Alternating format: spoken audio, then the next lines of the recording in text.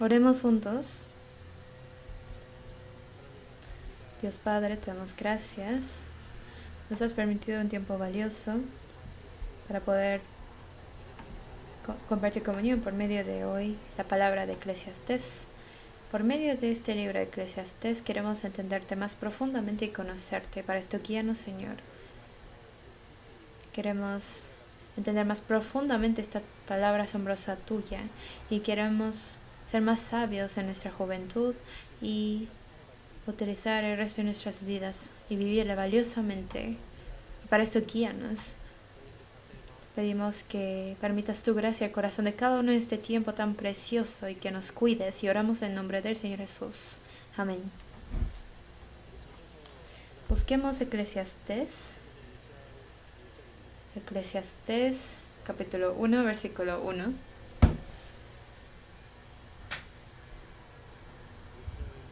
Eclesiastés 1, versículo 1, leamos juntos. Palabras del predicador hijo de David, rey de Jerusalén. Vanidad de vanidades, dijo el predicador, vanidad de vanidades, todo es vanidad. Versículo 14, leemos juntos. Miré todas las obras que se hacen debajo del sol, y he aquí, todo ello es vanidad y aflicción de espíritu. Luego vamos a buscar capítulo 12.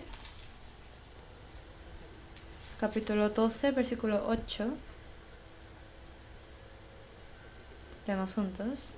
Vanidad de vanidades, dijo el predicador, todo es vanidad. Ya aprendimos todo Eclesiastés. El núcleo de Eclesiastés es la palabra que dice vanidad de vanidades, ¿no? Vanidad, ¿qué quiere decir?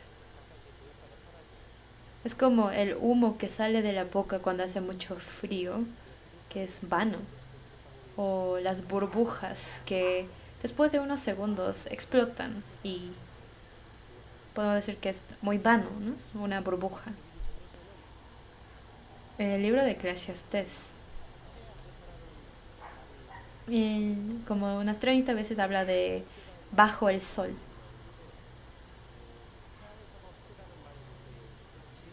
Entonces lo escribe juntamente con vanidad.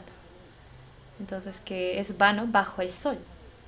Bajo el sol quiere decir un mundo donde Dios no está. Nosotros en este mundo vivimos junto a Dios, pero un mundo sin Dios es vanidad. Un mundo sin Dios, eso lo muestra como el mundo bajo el sol. Que el mundo sin Dios es el más insignificante y vano. Es lo que este libro nos quiere dar a conocer. Yo estuve 10 años en Mongolia predicando. Y una vez fui a un pueblo para predicar. Los pueblitos de Mongolia son lugares o personas que nunca han aprendido de la Biblia. Una vez fui a un pueblito y me encontré a personas que nunca habían escuchado de Dios en su vida. Y al ver cosas así, realmente pensé, qué lástima, qué triste por ellos.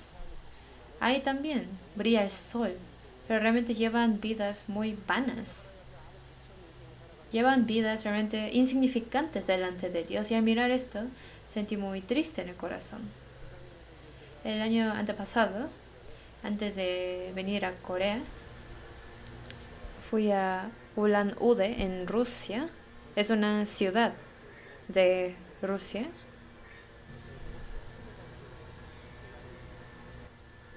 Está al lado de la laguna de Baikal, que dicen que es la más limpia del mundo. Es una ciudad grande de unos 500.000 habitantes. Y en la parte de Mongolia, la mitad era mongolianos y la mitad era rusos que vivían ahí. Yo había ido a esta ciudad por mi visa y ahí me encontré a algunas personas de Mongolia y platiqué con ellos. Y pensé, ¿realmente habrá una iglesia que tiene evangelio? Porque si no, los 500.000 almas estarían muriendo. Aunque ellos están viviendo muy diligentemente, pero qué tan triste y es su vida, porque es perdida. Eso pensé. Eclesiastés muestra qué tan miserable y vil es la vida sin Dios. Es un libro que nos muestra esto claramente. Por eso vamos a buscar capítulo 2, versículo 11. 2, versículo 11. Dice, miré yo luego todas las obras que habían hecho mis manos y el trabajo que tomé para hacerlas, y he aquí todo era vanidad y aflicción de espíritu y sin provecho debajo el sol. Que en un mundo sin Dios todos estos trabajos son vanos, eso está diciendo. Versículo 17. Dice, aborrecí por tanto la vida, porque la obra que se hace debajo del sol me era fastidiosa, por cuanto todo es vanidad y aflicción de espíritu. Bajo el sol, en este mundo donde Dios no está, todo es vano. Luego capítulo 3, versículo 22.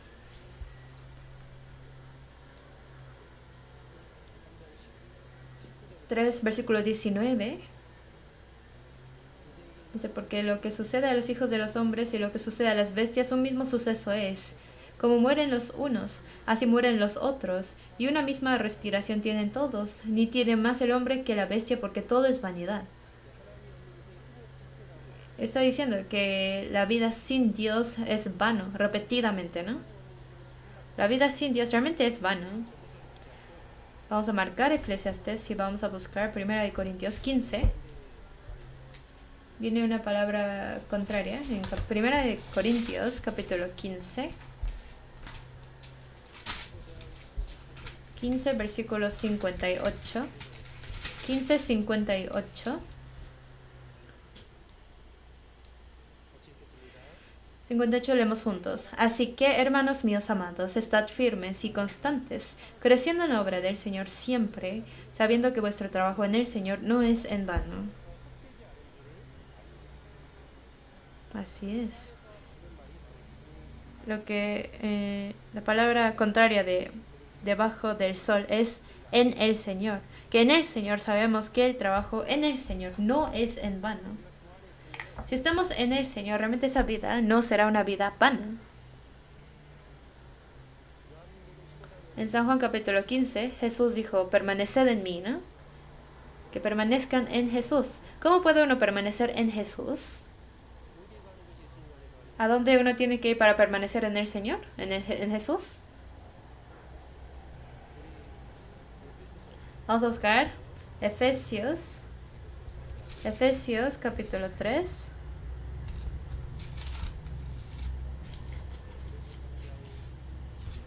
Efesios 3, versículo 21. 3:21. Leemos juntos. A Él sea gloria en la iglesia en Cristo Jesús, por todas las edades, por los siglos de los siglos. Amén. En la iglesia y en Cristo Jesús, lo dice a la misma vez, ¿no? Si nosotros estamos en Jesús, es permanecer en la iglesia. Porque la iglesia es el cuerpo que tiene a Jesús como su cabeza. Y si uno está en la iglesia, que es su cuerpo de Jesús, estamos permaneciendo en Jesús.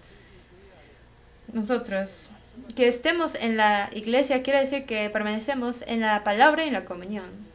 Si una persona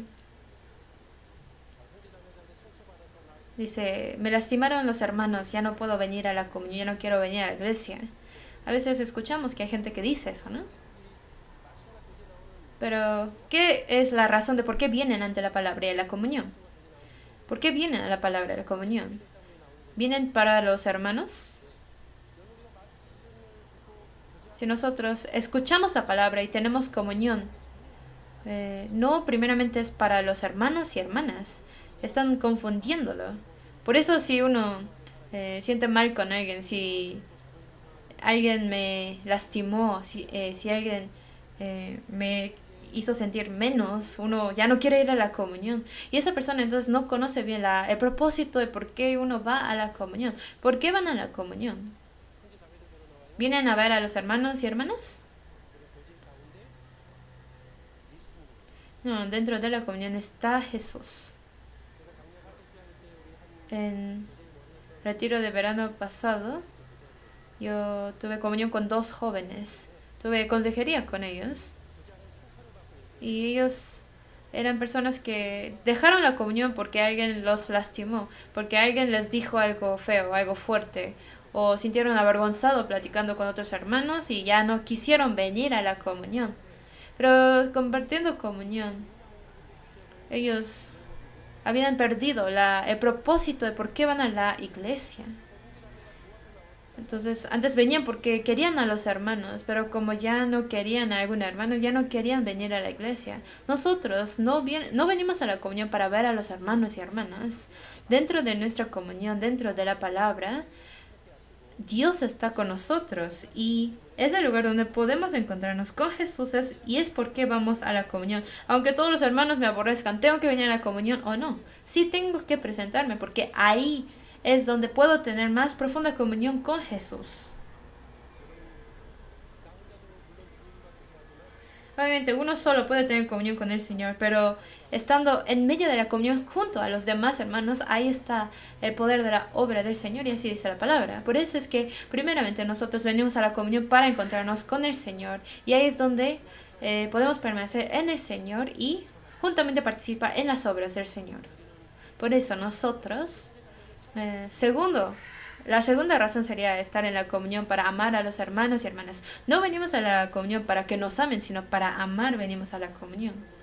Hay personas que dicen, en nuestra iglesia hay muy poco amor.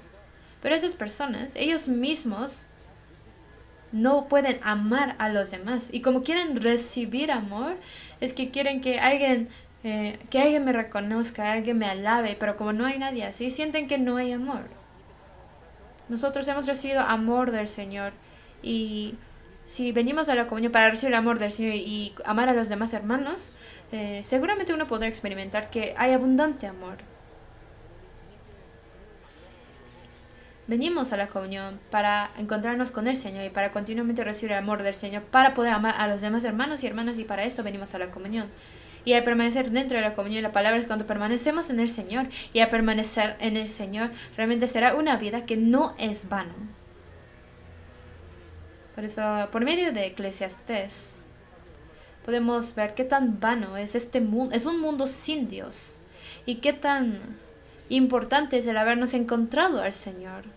Y tenemos que vivir con esto consciente. Eclesiastés es un libro que predica la verdad.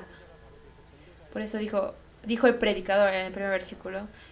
Por eso dice Eclesiastés. Este capítulo, este libro se llama Eclesiastés.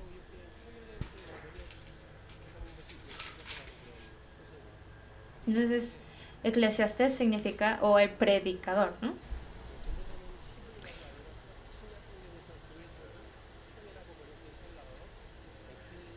Eclesiastés viene de la palabra eclesia, que significa iglesia, del Nuevo Testamento. O sea, tiene el concepto de predicador este libro. El que escribió Eclesiastés es Salomón. Y al observar su contenido, el libro de Proverbios enseña que la buena decisión da buenos resultados y la decisión necia da los malos resultados, pero en Eclesiastés nos muestra que la vida debajo del sol a veces no sigue esta regla.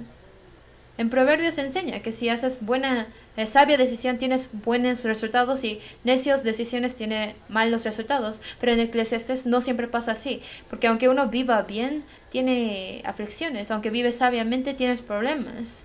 Entonces muestra diferentes aspectos de la vida, pero algo igual es que solamente dentro de Cristo uno tendrá la verdadera felicidad de la vida. En Proverbios, Jesús es la base de todas las cosas, fuente de todas las cosas, y en Eclesiastés muestra que Jesús es el propósito de todas las cosas. La felicidad del hombre no viene de la naturaleza o conocimiento, riqueza mundana, fama, poder, complacencia carnal o formalidad religiosa, sino está en temer a Dios. El hombre que se ha apartado de Dios no tiene felicidad. En Jeremías 2:13 dice, porque dos males ha hecho mi pueblo, me dejaron a mí fuente de agua viva y cavaron para sí cisternas rotas que no retienen agua.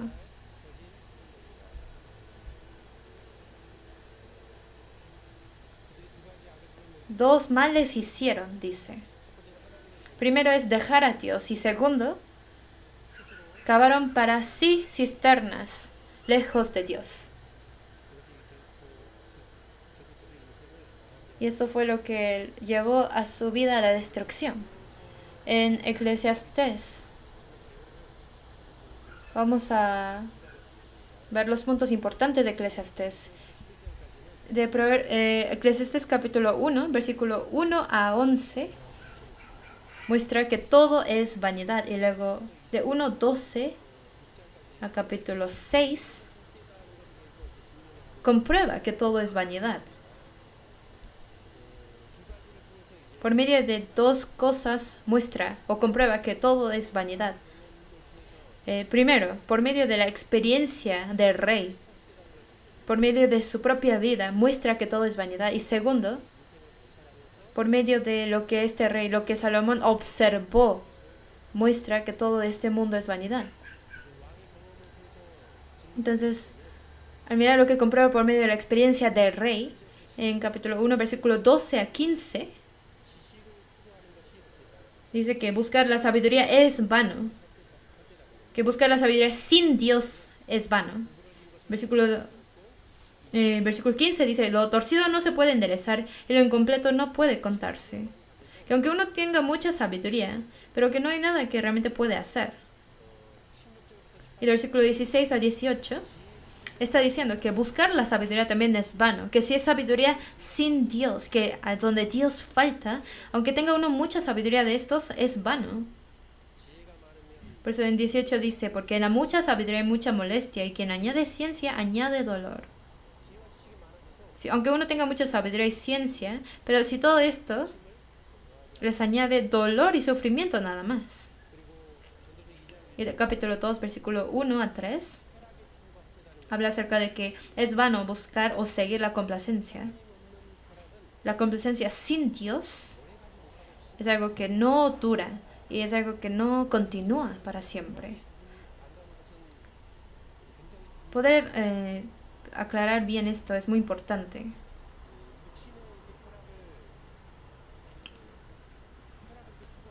Si uno busca complacencia carnal, la carne lo disfruta por un momento cuando busca esta complacencia. Cuando uno está tomando alcohol, siente bien al momento de.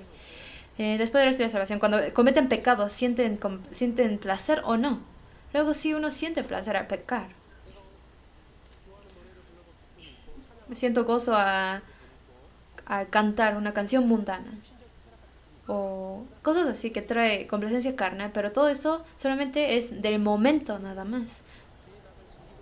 Pero si uno, después de disfrutar esta complacencia carnal, en el momento estaba feliz, pero cuando pasa el tiempo, ¿qué sentirá? Sentirá arrepentimiento y sufrimiento y dolor en su corazón. Y por haber vivido así en pecado, al pensar en estos errores uno siente dolor. Entonces al pecar, al momento uno siente gozo, pero luego sigue el dolor. Y luego cuando vivimos obedeciendo a Dios, haciendo el bien, la carne al momento no se goza en ese momento, pero cuando pasa el tiempo, cada vez que uno lo piensa, será de gran gozo y alegría para esa persona, ¿no? Entonces el alma de esto se gozará continuamente. La complacencia carnal momentánea del mundo les da la felicidad momentánea en ese momento nada más. Pero cuando hacemos la voluntad de Dios, obedeciendo su voluntad, al momento sentimos sufrimiento carnal tal vez, pero en el corazón sentiremos continuo gozo. Y todo lo que hemos vivido correctamente, el Señor en el cielo nos lo recompensará con la bendición eterna. Entonces, buscar la complacencia carnal no les puede dar la verdadera satisfacción. Entonces nos muestra que solamente tiene gozo temporal. Y de versículo 4 a 11 de capítulo 2, podemos ver que Salomón hizo todo lo que quiso carnalmente. Hizo su palacio, plantó su viña, vivió con 1000 mujeres, Él ya experimentó toda la complacencia carnal que un hombre puede desear y que después de todo esto es vano y se siente vacío. Eso está diciendo de que no hay verdadero gozo. Y en Eclesiastés 2, versículo 12 a 23, está hablando de que todo es vanidad al final. Que sea sabio, que sea necio, todos se mueren. Sean sabios o sean necios, no serán recordados y al final aún el sabio y aún el necio serán olvidados. Que no importa si uno haya vivido sabiamente o neciamente, al final no hay gran diferencia, eso está diciendo. Y aunque uno ganó mucho dinero toda la vida y dejó mucho dinero, pero no se lo puede gastar toda la vida, y una persona que no se esforzó va a recibir ese dinero, va a vivir. O sea que eso también muestra que lo que uno ha esforzado es vano. Y de 2:24 a 26 habla acerca de que solamente dentro de Dios existe la verdadera felicidad. En versículo 24, no hay cosa mejor para el hombre sino que coma y beba y que su alma se alegre en su trabajo. También he visto que esto es de la mano de Dios. Solamente en Dios está la verdadera felicidad. Y luego de capítulo 3 empieza a testificar por medio de lo que el rey observó detalladamente en la vida, para luego decir que todo es vanidad. En capítulo 3, de versículo 1 a 9, está hablando del tiempo, que qué tan vano es el tiempo. ¿Por qué? Porque conforme el tiempo y la circunstancia, las maneras tienen que cambiar. Tiene tiempo de nacer, tiempo de morir, tiempo de plantar, tiempo de arrancar lo plantado, tiempo de matar, tiempo de curar. A veces hay que matar y a veces hay que curar. Aquí al final, dependiendo en qué momento y en qué tiempo está, depende de lo que uno hará, y que el hombre no puede saber exactamente qué tiempo es. Vamos a buscar Eclesiastés capítulo 8. Eclesiastés 8, versículo 6.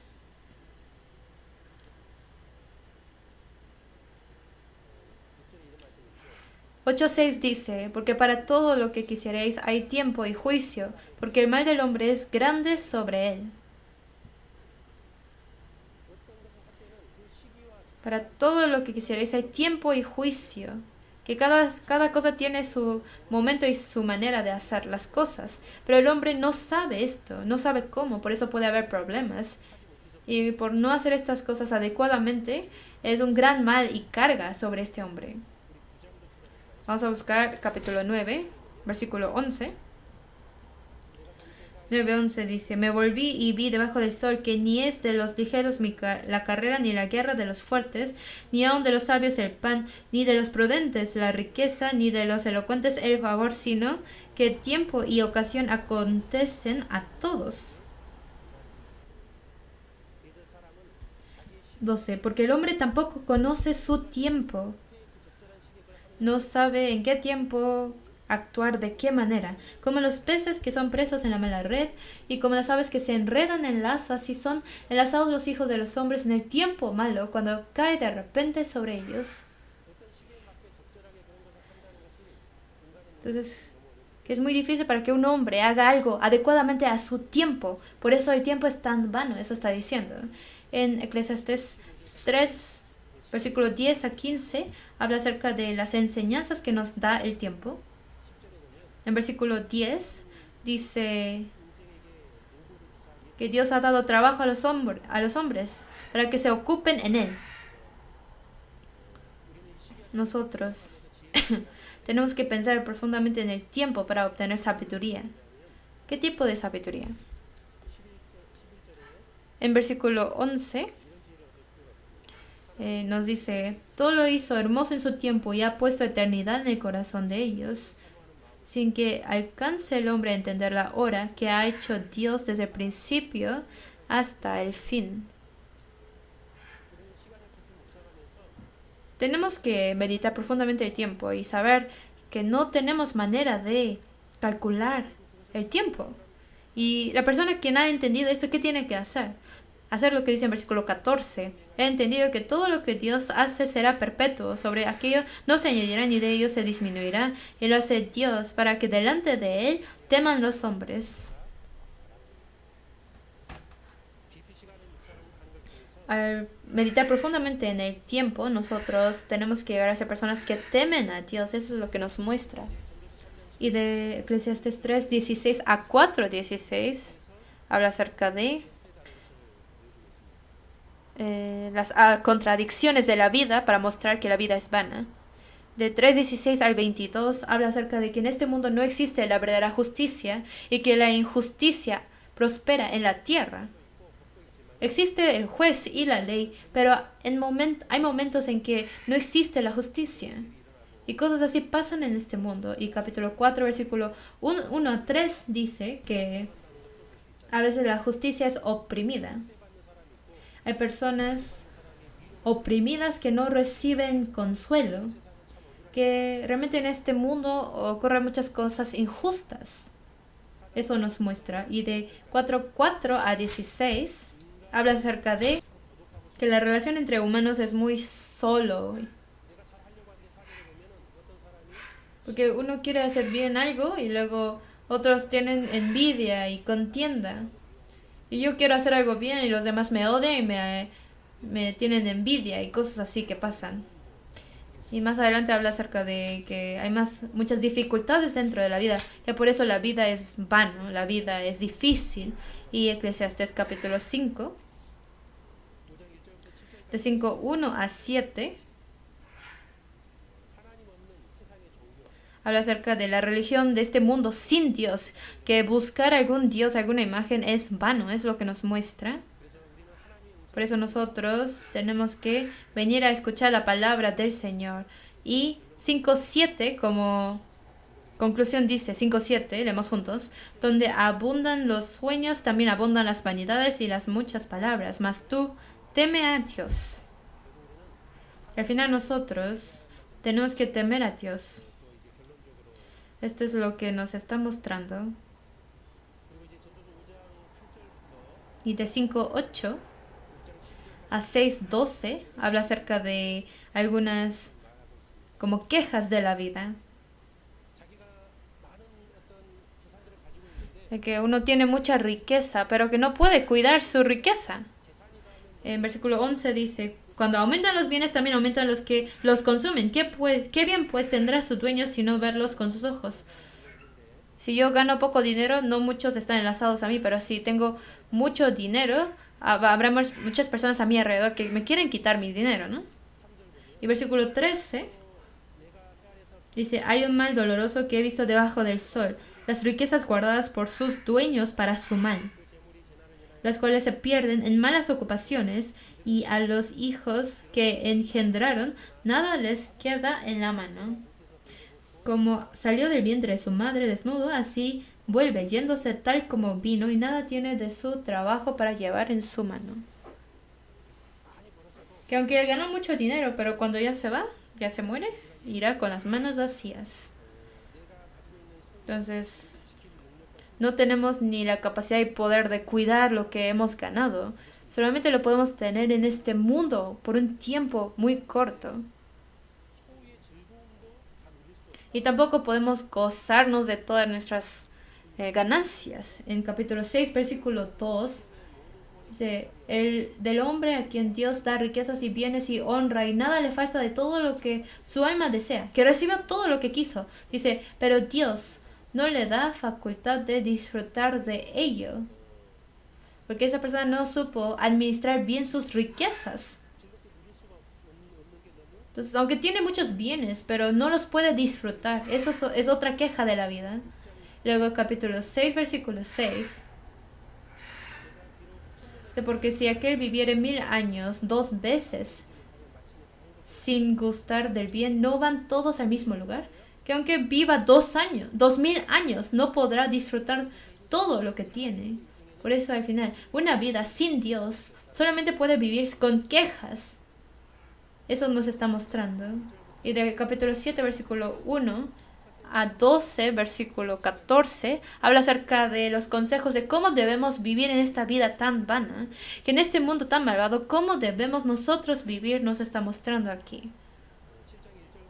De 7, versículo 1 a 14.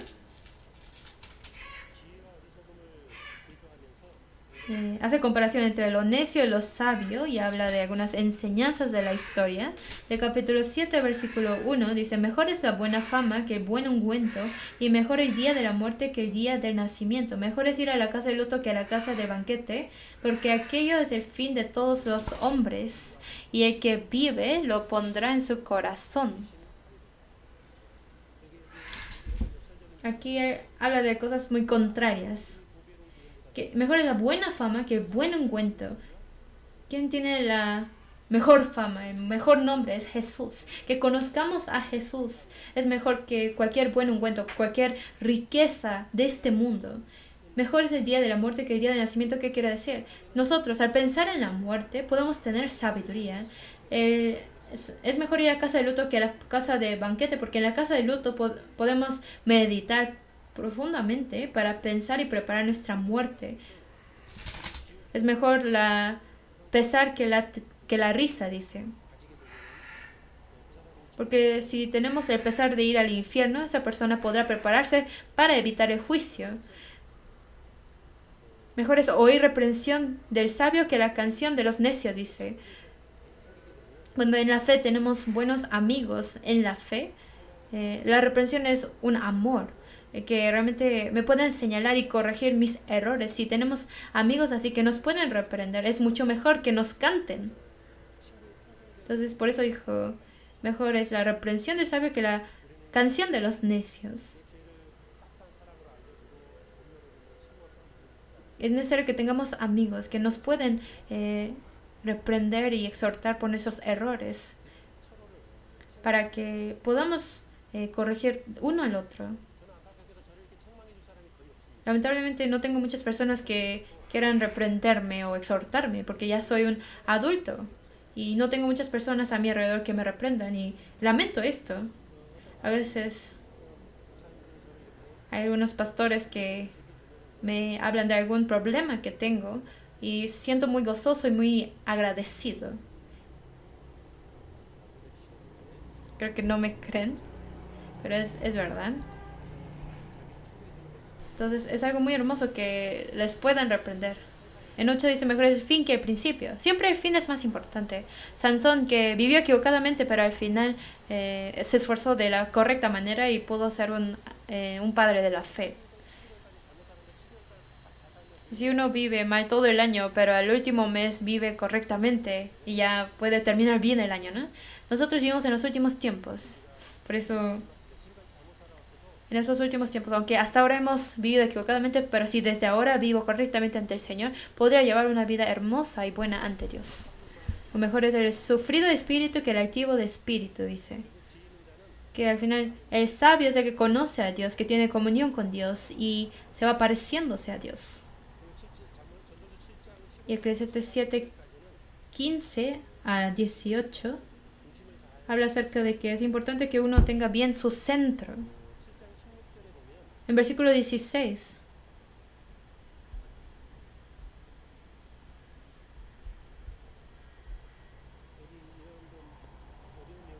dice algo un poco complicado. 16 dice, no seas demasiado justo, ni seas sabio con exceso, ¿por qué habrás de destruirte? Entonces, si es bueno ser justo, ¿por qué dice no seas demasiado justo? ¿Qué estará diciendo aquí? No está diciendo que sea una persona realmente justo y muy bueno, sino no seas demasiado justo. Quiere decir que habla de una persona que quiere justificarse a sí mismo con sus propias obras. Nosotros tenemos que confiar en la justicia perfecta de Dios, pero se refiere a una persona que quiere confiar en sus propias justicias y obras. El segundo es una persona que quiere manifestar su justicia ante Dios, para alabarse ante Dios, para manifestarse que uno es muy justo, para halagarse y para alabar a sí mismo. Por eso que uno haga esto, está diciendo. Y luego de 19 a 29 habla acerca del poder de la sabiduría, que tengamos sabiduría. Son palabras que pueden entender. 26 es un poco confuso. Dice, y he hallado más amarga que la muerte a la mujer cuyo corazón es lazos y redes y sus manos ligaduras. ¿De quién estará hablando aquí?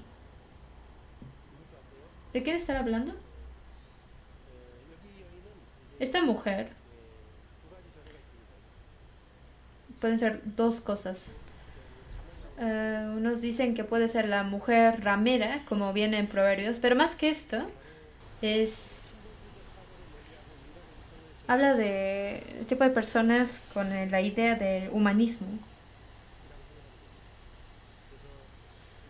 Entonces, los que son ateos y humanistas, que personas así son más amargas que la muerte. O sea, gente que no tienen a Dios, porque el humanismo está diciendo eso que nos lleva hasta la destrucción, hasta el eterno infierno. Por medio de cosas así nos lo muestra. Y en versículo 28 dice, lo que aún busca mi alma y no lo encuentra. Un hombre entre 1000 he hallado, pero mujer entre todas estas nunca hallé. No está discriminando entre hombre y mujer. ¿Quién será el uno entre 1000? ¿Yo? No, está hablando de Jesucristo, ¿no? Nosotros. Está diciendo que lo más sabio es encontrar a Jesús. Y lo demás no son muy difíciles de entender. De Eclesiastes 8, 1 a 9 está diciendo que tenemos que sujetarnos a las autoridades. En Romanos también habla de esto. Que nosotros necesitamos sabiduría para aceptar las cosas. ¿Alguien de aquí ha ido a hacer manifestaciones contra el presidente o cosas así? Sabemos que el presidente ha equivocado en algunas cosas, pero los cristianos no tienen por qué tomar parte de manifestaciones. Cuando vemos cosas así difíciles, tenemos que orar por las autoridades, dice la palabra. Los cristianos tienen que orar para el bien del país. Pero que nosotros vayamos a tomar parte en las manifestaciones no es como lo que debe hacer un cristiano sabio. Entonces, habla de que tenemos que sujetarnos a las autoridades.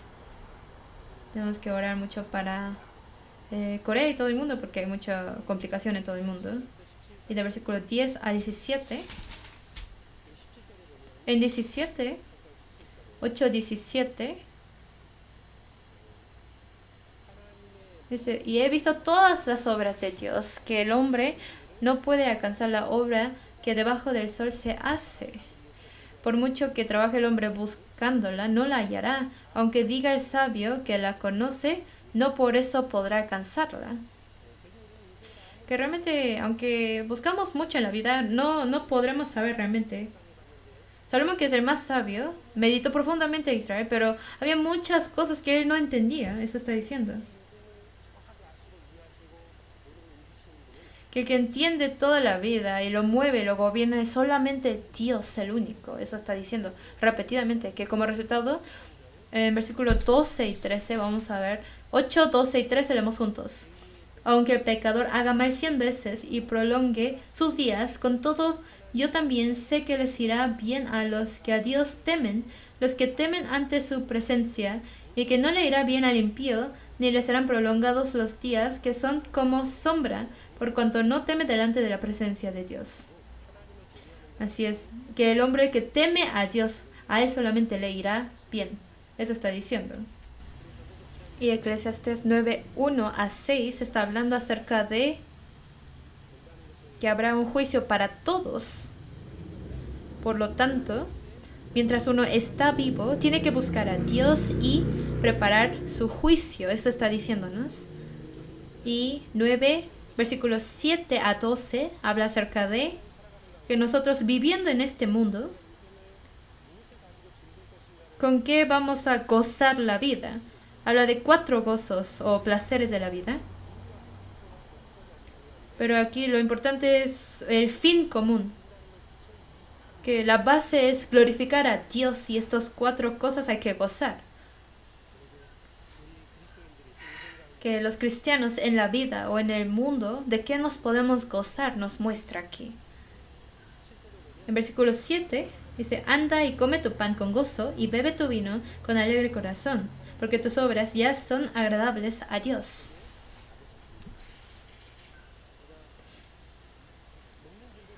Tenemos el gozo de comer, ¿no? ¿Sí se gozan de la comida? Que no se goza de comer. Qué triste, ¿no? Los cristianos salvos nos gozamos de muchas comidas que Dios nos ha dado y nos agradecemos y nos gozamos y todo esto es bueno.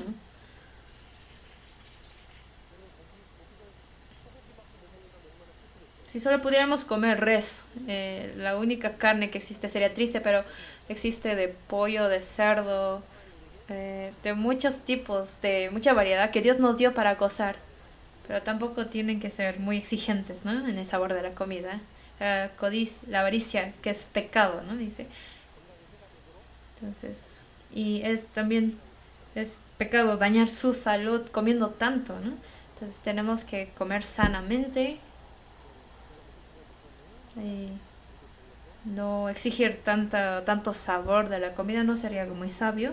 Y segundo gozo sería, versículo 8, si en todo tiempo sean blancos tus vestidos y nunca falte ungüento sobre tu cabeza. En todo tiempo sean blancos tus vestidos y nunca falte ungüento sobre tu cabeza. Aquí habla del gozo de la hermosura. Los vestidos, habla de que llevemos vidas santas y limpias. No falte ungüento sobre tu cabeza, ¿qué quiere decir? Nosotros tenemos que dar aroma de cristiano. Que nos arreglemos también de un gozo, ¿no? Pero tampoco es para concentrarnos tanto en la apariencia. Pero, ¿qué es lo que dice la Biblia? Que es la hermosura verdadera.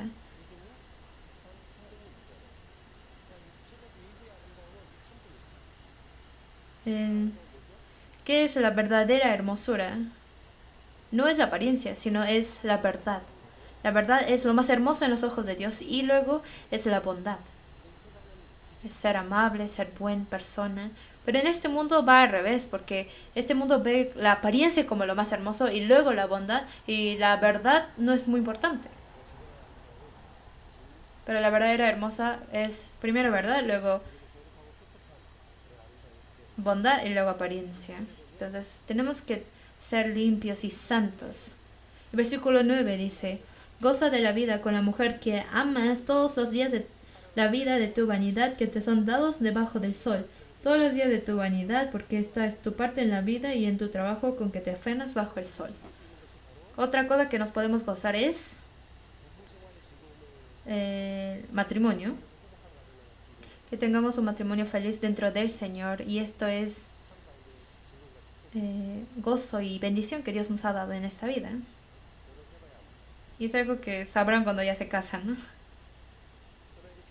Pero no porque uno está casado siempre está muy feliz, porque mientras va creciendo nuestra fe, tenemos que obtener muchos conocimientos y sabidurías del matrimonio.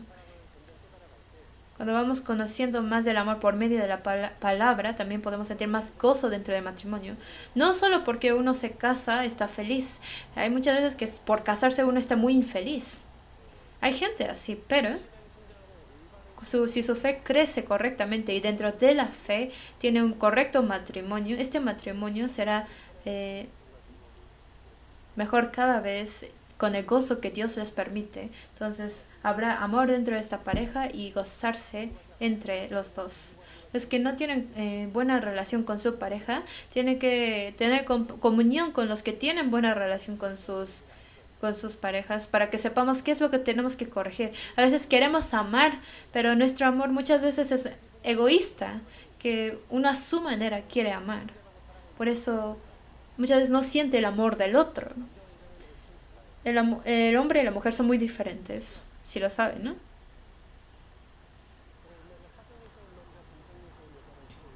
Había un libro que dice la mujer de Marte y el hombre de Tierra. O sea, que son muy diferentes, que vienen de diferentes planetas. Entonces, veían muchas estrellas en común y vinieron al mismo planeta, vivieron juntos, pero viviendo juntos luego son muy diferentes, por eso se peleaban mucho.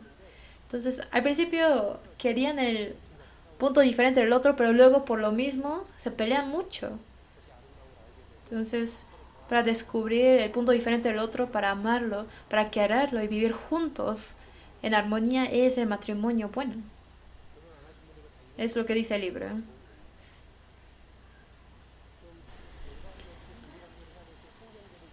Hay que tener conocimiento correcto de la Biblia para tener correcto matrimonio, pero muchas veces uno se casa nada más pensando que todo es bueno y luego se decepcionan. Entonces, en nuestra juventud, si nos vamos a casar, tenemos que prepararnos para casarnos y esto es ser sabio. En versículo 9, en versículo 10, dice, todo lo que te viniera a la mano para hacer, hazlo según tus fuerzas, porque en el Seol a donde vas no hay obra, ni trabajo, ni ciencia, ni sabiduría. Cuando aquí dice Seol, el Antiguo Testamento no se distingue entre el cielo y el infierno, sino dice Seol. Pero significa el lugar a donde vas cuando te mueres. Entonces, estaría diciendo que el salvo irá al Seol, pero no está diciendo que el salvo irá al infierno, sino en hebreo Seol se traduce como el lugar a donde va uno cuando muere. Pero ya en el Nuevo Testamento es cuando se distingue entre el cielo y el infierno. Entonces cuando nos morimos ya no podemos vivir para el Señor. Pero mientras estamos en esta tierra, Dios nos ha dado el gozo por medio de los trabajos. Que si uno trabaja diligentemente, habla de este gozo de poder sudar y trabajar. Y por la gracia y el gozo que el Señor le da como recompensa del trabajo. De eso está hablando aquí. Y luego de capítulo 9, versículo 13 a 18, habla acerca de el valor de la verdad o de la sabiduría, que tenemos que obtener esta verdad.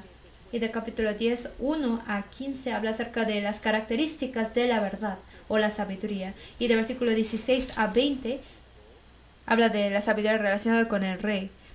Capítulo 11, versículo 1 a 6, dice, echa tu pan sobre las aguas, y así empieza. Está relacionado con predicar el evangelio. Habla de la sabiduría relacionada con los negocios. Y capítulo 11, versículos 7 a 8, habla acerca de la sabiduría relacionada con la juventud. De que somos jóvenes. Mientras somos jóvenes, antes de envejecernos, nos tenemos que acordarnos de nuestro Creador. Esto es la sabiduría, eso está diciendo. Capítulo 12, versículo 1 dice, acuérdate de tu Creador en los días de tu juventud, antes que vengan los días malos y lleguen los años de los cuales digas, no tengo en ellos contentamiento. Que mientras uno sea joven, es de mayor bendición encontrar al Señor de más joven. Ustedes fueron salvos de jóvenes, entonces recibieron mayor bendición que los que recibieron la salvación de grandes. Y esto también podría decir que es una sabiduría. Y como resultado, en capítulo 12, versículo 9 a 14, habla de como el resumen o el resultado. Y el resumen del fin es en versículo 13, dice, el fin de todo el discurso oído es este, teme a Dios y guarda sus mandamientos, porque esto es el todo del hombre. Y aprendimos todo Eclesiastés. Preparando este estudio, dije, ¿cómo lo haré para estudiar bien este libro con ustedes? Y era muy difícil, personalmente. Por eso dije, ¿qué puntos debería de platicar con ustedes? Solamente me preocupé mucho, creo. Aquí vienen puntos que tenemos que enfocarnos. La razón de por qué necesitamos aprender Eclesiastés es porque los cristianos también pueden desviarse. Por eso habla bien acerca de cómo es el mundo lejos de Dios. En Santiago 1:27 dice, la religión pura y sin mácula delante de Dios el Padre es esta, guardarse sin mancha del mundo. Que el propósito de por qué nos dio Eclesiastés es para no mancharnos de este mundo, para no caernos en este mundo. Luego, hablando del libro de Job, en el libro de Job habla de la vida personal, la vida que se enfocaba en sí mismo y eso termina. Job pasó por esta prueba como fuego y termina su vida enfocada en sí mismo y empieza a ver a sí mismo como Dios lo ve. Y esto es muy importante. Es importante que nos miramos nosotros mismos como Dios nos ve. Y así debemos ser nosotros más y más. Y en el libro de Salmos muestra una nueva vida junto con Dios. Ahí hay alabanza y oración, deseo, fe, esperanza, amor, preocupación, alegría y todo lo que un cristiano puede experimentar viene en Salmos. En Proverbios está la escuela de Dios. Está lleno de enseñanzas que necesitamos vivir en este mundo. Eclesiastés nos enseña que no hay que poner nuestro corazón en este mundo debajo del sol y hay que amontonar tesoros en el cielo. En Cantares nos habla acerca de la comunión con Cristo lleno de amor. Entonces estos 5 libros de Salmos están manifestando que la vida egoísta muere y empieza una nueva vida dentro de Dios y de la escuela de Dios recibe enseñanzas y nos enseña de que tenemos que ser separados de los deseos mundanos y por fin nos muestra experimentar la comunión con nuestro esposo celestial y así avanzar en la fe. Entonces, por orden, así va como avanza el salvo. Entonces, en Job es mirar a sí mismo como Dios lo mira. Y en Salmos nos enseña la vida que es junto a Dios. Allá hay llanto, hay alegría, hay dolor de corazón y hay todo, pero al final es agradecimiento. Es lo que podemos ver en Salmos. Y en Proverbios habla acerca de muchas enseñanzas que Dios nos da. Y así nos da la sabiduría. Y en Eclesiastés nos muestra que en este mundo donde Dios no está, no hay que poner nuestro corazón en este mundo, sino solamente amontonar tesoro en el cielo, es lo que nos enseña. Y en Cantares nos enseña tener comunión con Cristo lleno de amor y así avanzar. ¿Cómo podemos amontonar tesoro en el cielo? ¿Cómo lo podemos hacer? Uno puede amontonar tesoro en este mundo y en el cielo. ¿Y cómo lo puede amontonar en el cielo? Vamos a buscar San Mateo capítulo 6 juntos. San Mateo capítulo 6.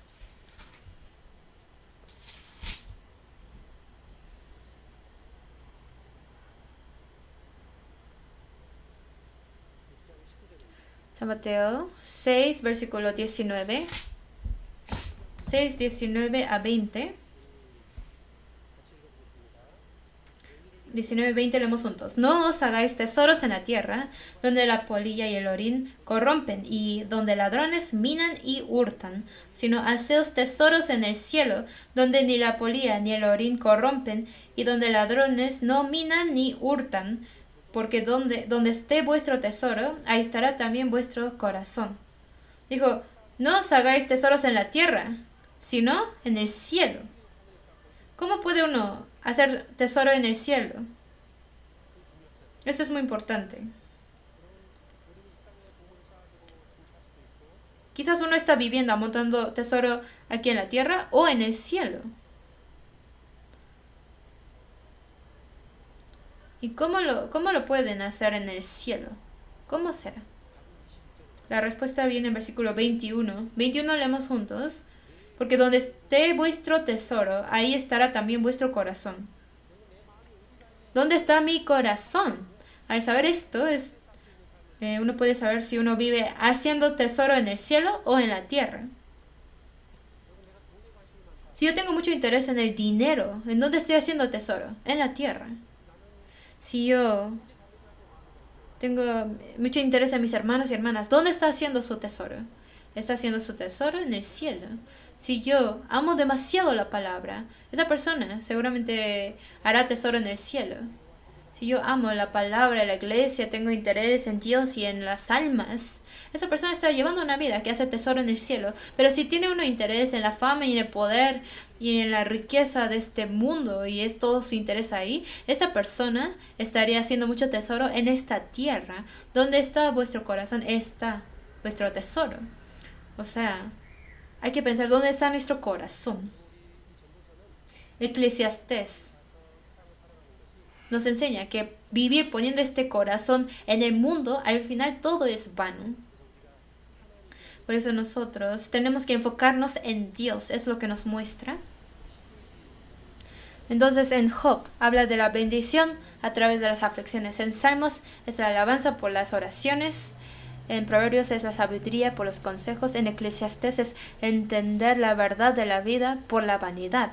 En Cantares habla de la gran bendición que uno recibe por ser unido al Señor. Entonces Job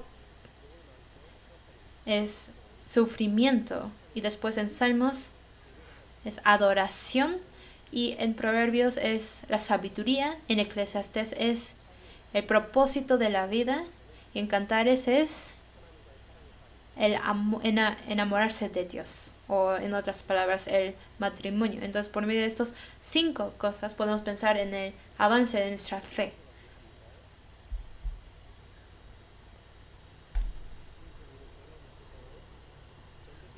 Luego, una palabra que aparece mucho en Eclesiastes es debajo del sol y vanidad. Que todo lo de esta vida sin Dios es vano.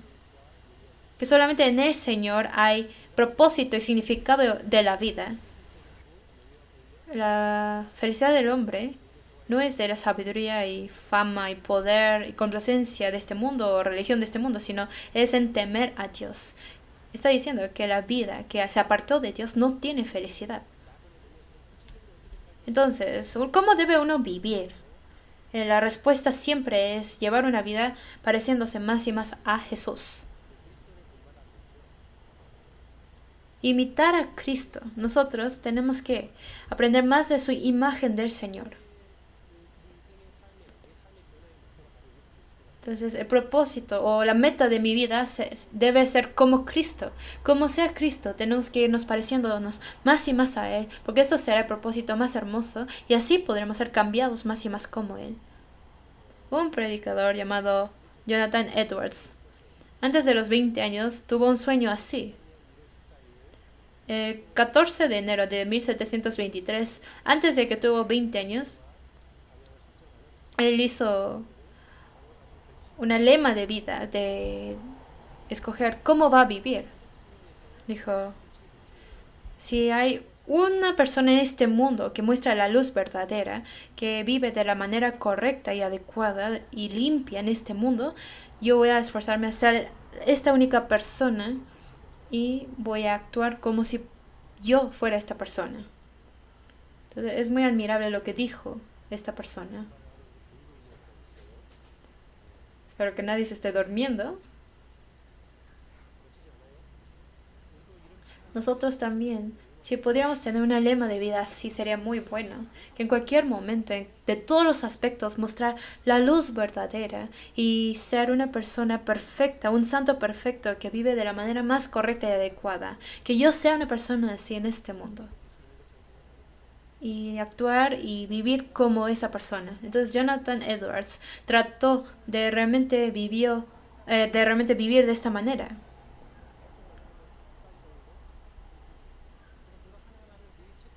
Y hizo como 100 puntos que él puede cumplir en un día. Y cada día hacía como un checklist de todo lo que él debería de hacer en su día para vivir de esta manera.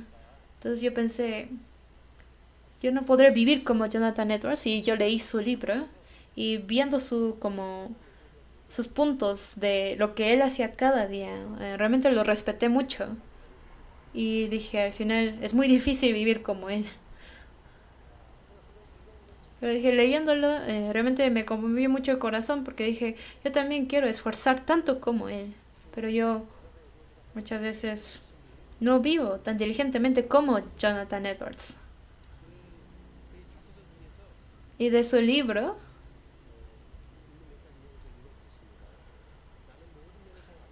En unos puntos de su libro dijo, yo siempre tuve un corazón ardiente para ser perfecto cristiano. Yo esforcé para aparecerme como el Cristo. Y traté de vivir conforme a las reglas del Evangelio, de la manera más limpia y santa. Yo quise avanzar en la fe siempre, y esto me hizo buscar más la santidad. Pensé siempre, ¿cómo seré una persona santa?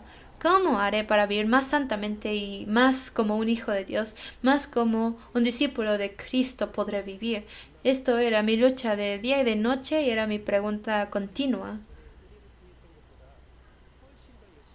Ahora estoy buscando mucho más su gracia y su santidad del Señor y una vida santa. Yo continuamente examino a mí mismo y más que cualquier otro momento de la vida, yo más diligentemente y sinceramente estoy buscando la manera y el medio para vivir más santamente. Para eso estoy estudiando y esforzándome.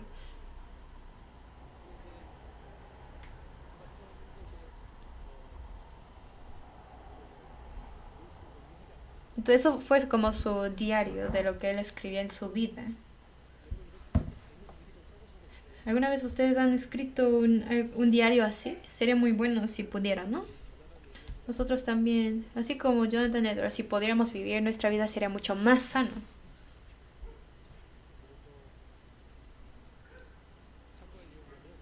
Y otros puntos que vamos a pensar, para resumírselos, primero, está enseñándonos que la enseñanza sin Dios es vano, no hay satisfacción. Y la sabiduría sin Dios es solamente tristeza. La complacencia sin Dios es decepción nada más. Trabajo sin Dios es solamente sufrimiento. Filosofía sin Dios es vacío. La vida sin Dios es depresión. La riqueza sin Dios es lo que al final le traerá calamidades. Y por ser rico es más difícil para esa persona ir al cielo. Luego el ser sin Dios al final será desanimado. Es lo que en Eclesiastes nos lo muestra claramente. Que el principio de la sabiduría es temer a Dios. Y hay que tener una actitud seria delante de su orden de Dios. Que la persona que teme a Dios es la persona que tiene la verdadera satisfacción. Pero uno tiene que conocer a Dios para poder temer a Dios. Si no conocemos a Dios, ¿cómo podremos temer a Dios, no? Busquemos Oseas capítulo 6. Oseas capítulo 6.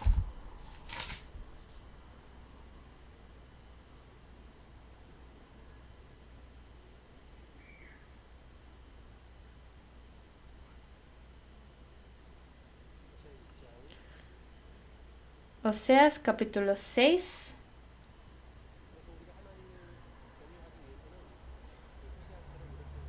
Para poder temer a Dios tenemos que poder hablar así como Oseas 6 versículo 3. Leemos juntos. Y conoceremos y proseguiremos en conocer a Jehová, como el alba está dispuesta a su salida, y vendrá a nosotros como la lluvia tardía y temprana a la tierra. Conoceremos y proseguiremos en conocer a Jehová. Si pasé un día sin platicar para nada con Dios, habría sido un tiempo basado en vano, en donde quiera que estemos nosotros. Si pensamos en Dios, esta persona podría llevar una vida con valor. Vivimos en un tiempo muy ocupado, ¿no? Si no estamos despiertos, podemos dejar llevar nuestro corazón en este mundo muy fácilmente. Vivimos en un tiempo que es muy difícil llevar la vida cristiana. Al mirar los antiguos de la fe, ellos no tenían muchas cosas que hacer, sino pastoreaban, ¿no? Todo el día están en el campo mirando a las ovejas. Y aún así, tenían mucho mejor fe. ¿Por qué? Porque en esos tiempos, sin fin, ellos pensaban y meditaban en Dios, en su grandeza y su magnitud de Dios, su poder de Dios. Meditaban profundamente en Dios y así obtuvieron mucha más sabiduría que nosotros. No somos sabios por conocer muchas cosas de este mundo, sino en lo que nos permite el tiempo. Si meditamos más y más de Dios, serán los tiempos más valiosos de nuestras vidas. Entonces, si podemos hacer el hábito de meditar de Dios, seremos personas muy bien utilizados por Dios. El conocer más y más de Dios es lo mejor que podemos hacer.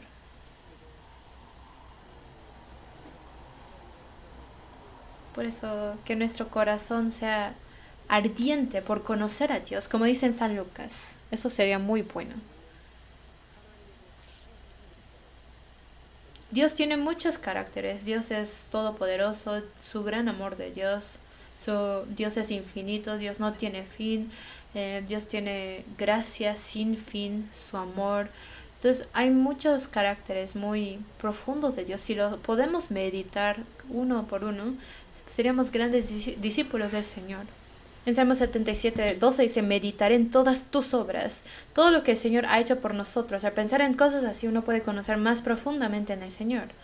Luego, tenemos que conocer correctamente a Dios. Si no nos esforzamos para conocer a Dios, uno puede examinar equivocadamente a sí mismo para hacerse soberbio y así puede llegar a la destrucción. En Oseas 4, versículo 1 y 6, dice, no hay verdad ni misericordia ni conocimiento de Dios en la tierra. Y mi pueblo fue destruido porque le faltó conocimiento. Uno es destruido cuando le falta conocimiento de Dios. Dijo, por cuanto desechaste el conocimiento, yo te echaré del sacerdocio, porque olvidaste de la ley de tu Dios, también yo me olvidaré de tus hijos. Detrás de todas las reglas está Dios, y lejos de Dios el hombre ya no tiene ningún significado. Si el hombre pierde a Dios, perdería su razón de vivir.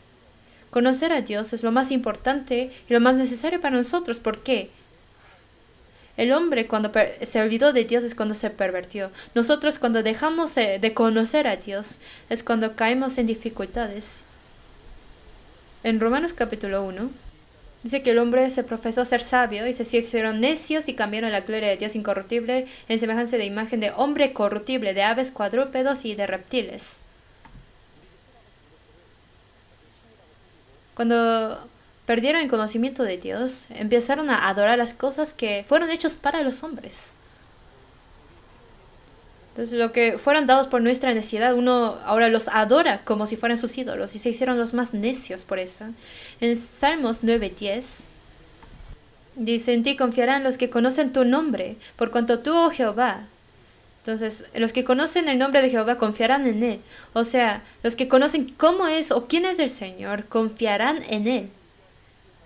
La persona que puede confiar en el Señor son los que conocen al Señor. Mientras uno conoce más al Señor, puede confiar más y adorar más al Señor.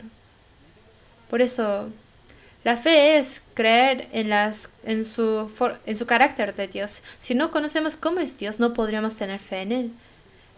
Entonces, que va creciendo nuestra fe significa que vamos conociendo más y más de Dios.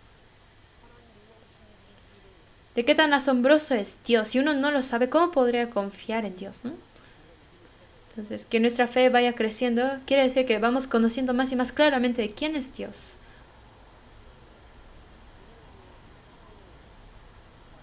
Nosotros conocemos bien a Dios, quién es Dios, nos ha salvado y conocemos muchas cosas de Dios. Yo cuando estuve en Mongolia, leí el libro de una persona, su título era Conozcamos correctamente a Dios. Entonces dije, ¿será necesario leerlo? Yo conozco a Dios, pero sí, leí este libro y leyéndolo me sentí muy avergonzado. Porque yo sentía que conocía bien a Dios, pero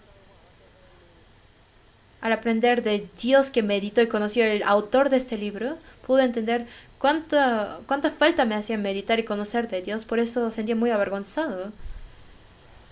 Porque realmente esa persona, lo que meditó y llegó a conocer de Dios, a comparación de Dios que yo conocía, era muy, muy poco lo que yo conocía. Entonces, yo quiero conocer a Dios más profundo que este autor. Eso pensé. Y realmente pensar profundamente en Dios no era algo muy fácil de hacer. Tenemos que conocerlo más profundamente porque mientras más y más lo conocemos, nuestra vida realmente será cambiada. ¿Por qué son las razones? ¿Qué razones son las que tenemos que pensar en Dios? Dios nos dio la capacidad de pensar, para poder pensar en su nombre de Dios. Y luego, si no piensa uno en cosas santas, no puede ser verdaderos cristianos. Es nuestro deber meditar de Dios y luego meditar en Dios frecuentemente es la prueba de que uno tiene buena fe y luego si uno piensa en Dios puede dejar su amor al mundo. Si piensa en Dios puede vencer el pecado y si piensa en Dios puede amar a Dios más profundamente y si uno piensa en Dios lo imitará. Y luego, si uno piensa en Dios, su gozo y su gracia será llenada. Y si uno piensa en Dios, puede tener verdadero éxito de la vida. Y Dios es quien piensa en nosotros más profundamente. Y podremos conocer eso más profundamente. Que nosotros conozcamos más y más a Dios es algo muy importante.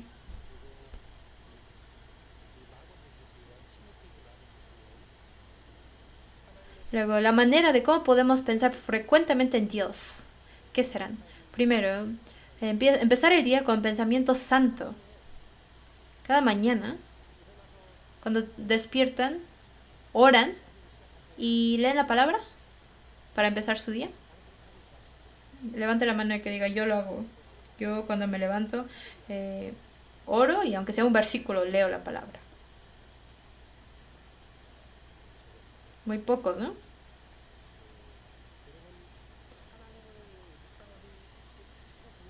El mejor tiempo para meditar de Dios es comenzando el día, en la mañana. En Salmo 139, 18 dice, despierto y aún estoy contigo. Vamos a buscar Salmos 57.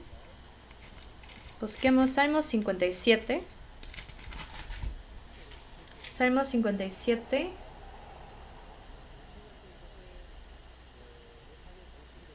Si esto se convierte en nuestra manera de vivir en la juventud, podríamos llevar una vida mucho más santa.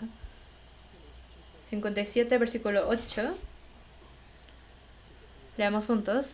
Despierta, alma mía, despierta, salterio y arpa, me levantaré de mañana. Me levantaré de mañana. Está diciendo que yo voy a despertar a la mañana. O sea que uno anhela y medita tanto la palabra. Vamos a buscar Salmos 119. Salmos 119, versículo 147. 147. Leamos juntos. Me anticipé el alba y clamé y esperé en tu palabra. Me anticipé al alba. O sea, ¿cuándo?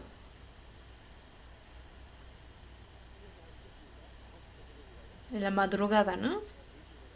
Entonces, antes del alba, como a las 4 tal vez de la mañana, que muy de temprano clamó al Señor, que anheló tanto la palabra. Busquemos Salmos 88. En la Biblia vienen muchas palabras así. Salmos 88, versículo 13. 88:13 dice, mas yo a ti he clamado, oh Jehová, y de mañana mi oración se presentará delante de ti. Su oración de la mañana presentará delante de ti.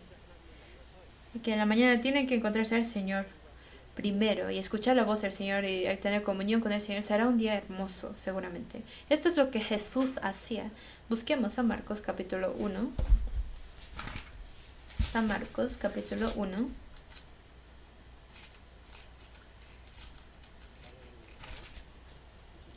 San Marcos 1, versículo 35. Veamos cómo lo hacía Jesús. ¿Cuál era su ejemplo? San Marcos 1:35, leamos juntos. Levantándose muy de mañana, siendo aún muy oscuro, salió y se fue a un lugar desierto y allí oraba. Levantándose muy de mañana, se refiere a entre las 3 y 6 de la mañana. Jesús se levantaba muy temprano y se iba a orar. Y anteriormente habla acerca de que la noche anterior, hasta muy tarde, sanaba a los enfermos y durmió muy tarde. Y todo el día trabajó mucho y otra vez se levantó muy temprano y se fue a un lugar desierto para orar. Entonces nosotros también, en el tiempo de nuestra juventud, Es muy temprano. Si nos despertamos temprano, si oran 5 minutos y durante unos 10 minutos pueden leer, aunque sea un capítulo, ¿no? Y así, si así comienzan el día y preparan el día, con más fuerza podrían vivir el resto del día con el Señor. Eso es una buena oportunidad, ¿no? Si nos despertamos en la mañana y con quién platicamos primero y es palabra de quién escucharemos primero, eso tenemos que pensar. Debe de ser un día acompañado con el Señor, un día que también terminamos con el Señor, así debe de uno vivir la vida, para que esta persona realmente lleve una vida de vivir junto al Señor y así se entrenará para esto. Y mientras más conocemos a Dios, también podemos conocer a nosotros mismos. La vida, tenemos que mirar a nosotros por medio de los ojos del Señor. Nuestra vida es muy valiosa.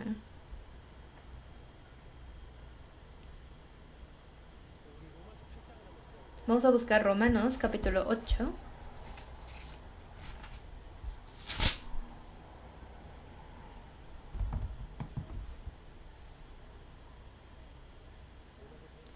Romanos capítulo 8, versículo 6.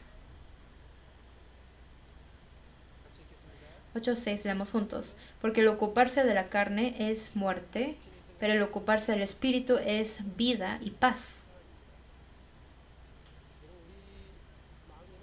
En nuestro corazón hay dos pensamientos, el pensamiento carnal y el pensamiento espiritual. Por eso, pues tengo la carne, y dentro de la carne tenemos la naturaleza pecaminosa y uno puede vivir con el pensamiento carnal. Parece que tenemos la palabra de Dios, pero realmente tenemos el pensamiento carnal muy fuerte, que realmente nos dejamos llevar por la carne muchas veces. Antes de recibir la salvación vivimos carnalmente y vivimos para las cosas mundanas y tenemos esos pensamientos fuertes carnales que no hemos corregido. Si mi pensamiento no está de acuerdo a la palabra de Dios, quiere decir que actuamos conforme a los pensamientos carnales. Por eso tenemos que distinguir bien esto. ¿Tenemos que amarnos a nosotros mismos o no?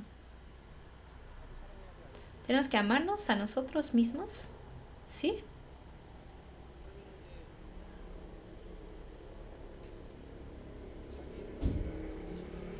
Entonces, para negar a sí mismo, para tomar su cruz y para seguir a Jesús, ¿qué quiere decir? Que niegue a sí mismo. ¿Que ame a sí mismo o que niegue a sí mismo? Qué confuso, ¿no? En la Biblia siempre habla de dos cosas cuando habla de uno mismo, de yo. Porque mi naturaleza pecaminosa también soy yo en la Biblia. Y también mi alma que revivió después de recibir la salvación soy yo. Entonces es mi hombre interior. Entonces los dos son uno mismo. Pero de cuál yo está hablando aquí, distinguir es muy importante. En capítulo 7,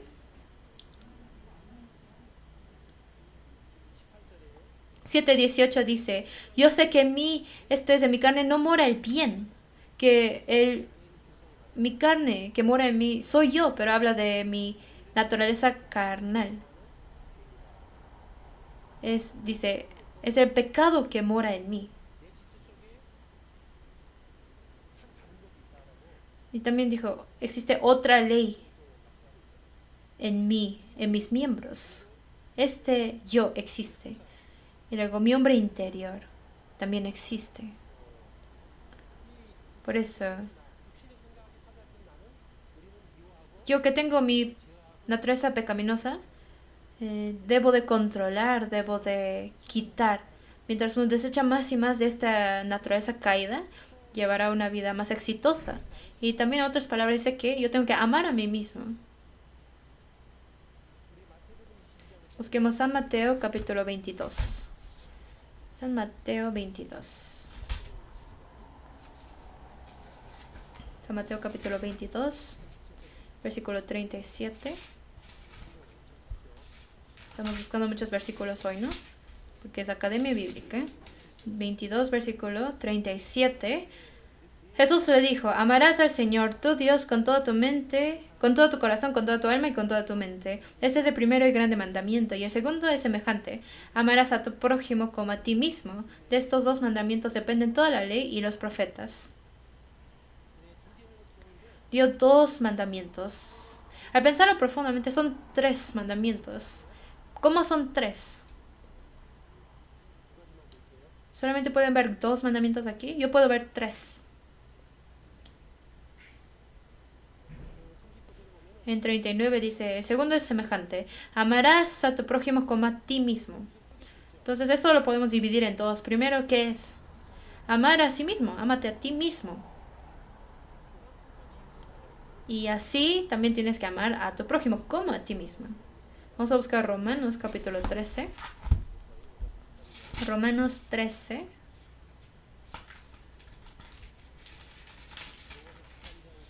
Versículo 9. Romanos 13, 9. Yo leo. Porque no adulterarás, no matarás, no hurtarás, no dirás falso testimonio, no codiciarás y cualquier otro mandamiento. En esta sentencia se resume. Amarás a tu prójimo como a ti mismo. Amarás a tu prójimo como a ti mismo. Entonces, tenemos que amar a nosotros mismos. Eso está diciendo, básicamente. ¿Ustedes aman a sí mismos mucho? Como Dios me amó, yo también debo de amarme a mí mismo. Por eso en Salmos 16, versículo 3 dice, para los santos que están en la tierra y para los íntegros es toda mi complacencia. Es lo que dijo David. David está diciendo que los santos que están en la tierra, o sea, los israelitas de ese tiempo, son íntegros. ¿Por qué? Porque él supo cuánto amó Dios a David, a él mismo. ¿Qué soy yo para que el Señor piense en mí? El hombre es como la hierba y su día como sombra que pasa. ¿Pero por qué pensó tanto en mí Dios? ¿De cuánto lo apreciaba Dios? David lo entendió. Por eso luego él también apreciaba a los santos de Dios en la tierra. Y en Isaías 49:5 dijo, estimados serán en los ojos de Jehová. ¿Eso qué quiere decir? Primero habla de Jesús, que Jesús está diciendo que Él es estimado en los ojos de Dios. Y en Romanos capítulo 8, nosotros podemos aplicar esta palabra a nosotros mismos. En 8, versículo 32, 8, versículo 32 de Romanos, dice, el que no escatimó ni a su propio Hijo, sino que lo entregó por todos nosotros, ¿cómo no nos dará también con Él todas las cosas? El que no escatimó ni a su propio Hijo, sino que lo entregó por nosotros mismos. El Señor, para salvarnos, entregó a Jesucristo en la cruz hasta la muerte. Lo entregó a la muerte. Entonces Dios, ¿cuánto me ama? ¿Cuánto me ama Dios? Me ama tanto como a Jesús. Y como Jesús dijo, yo seré estimado en los ojos de Jehová, también nosotros lo podemos decir así o no. Repítame, estimado soy en los ojos de Jehová. Nosotros realmente somos seres valiosos. ¿Se consideran muy valiosos? ¿Se consideran muy admirables? Es necesario que uno vaya conociendo más y más acerca de esto.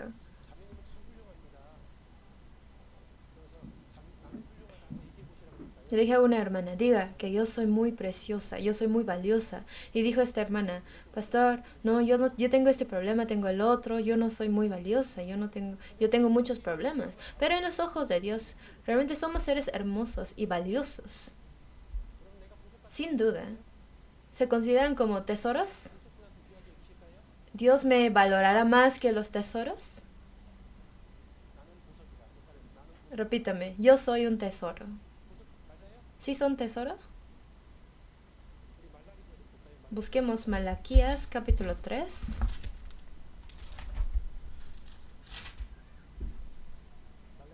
Malaquías 3, versículo 17, 3:17. Malaquías 3, versículo 17. Leemos juntos. y serán para mí especial tesoro, ha dicho Jehová de los ejércitos, en el día en que yo actué, y los perdonaré como el hombre que perdona a su hijo que le sirve. Aquí dijo, mi especial tesoro. Nos considera como un especial tesoro, tesoro muy valioso. Así Dios me estima. Dios me considera como especial tesoro. Pero si yo no considero a mí mismo así, estamos confundiendo cómo somos. ¿No es así?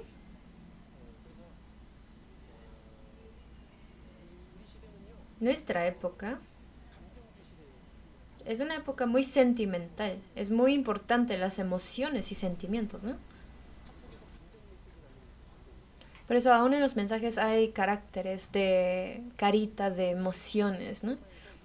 En la generación anterior era generación de razón, que la gente que se dejaba llevar y influenciar mucho por la emoción eran personas polémicas y inestables, así los consideraban, pero ahora en esta generación el mundo habla como si la emoción fuera más importante que la razón y le pone mucha importancia a los sentimientos. Y nosotros naturalmente pensamos que también es muy importante, y sí es importante el sentimiento, pero algo más importante que los sentimientos es la razón. Si mi razón no puede controlar mis sentimientos, nosotros sufriríamos mucho mentalmente.